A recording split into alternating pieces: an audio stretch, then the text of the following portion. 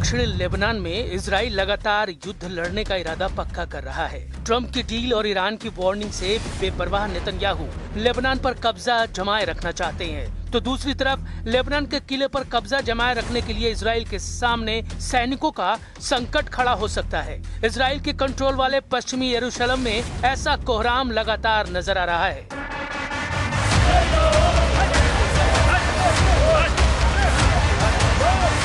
पश्चिमी यरूशलेम में पुलिस और हारेदी प्रदर्शनकारियों की झड़प आए दिन होती रहती है।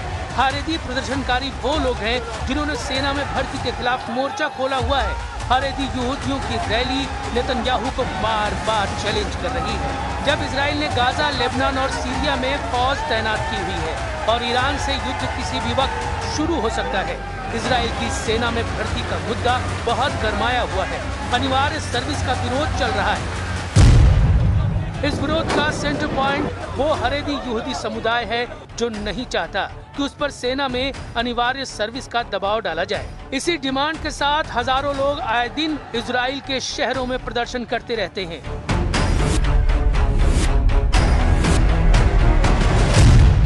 इजराइल में नेतन्याहू को हिजबुल्लाह और हमास से इतनी बड़ी टक्कर नहीं मिली जितना इजराइल के अंदर हारेदी समुदाय का विरोध उनके लिए मुसीबत बन चुका है।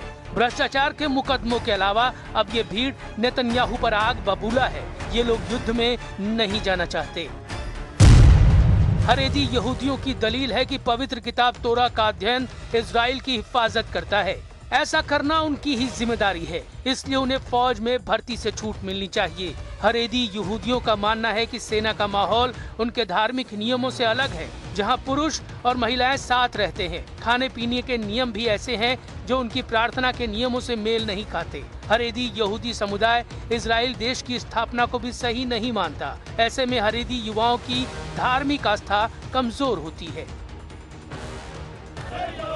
अब तक हारेदी यहूदी समुदाय को सेना में भर्ती से छूट रही है, लेकिन सुप्रीम कोर्ट के आदेश के बाद इसे खत्म किया गया है। नेतन्याहू के गठबंधन वाले साथी भी यही चाहते हैं। ऐसे में नेतन्याहू सरकार से हारेदी समुदाय की टक्कर तेज होती जा रही है।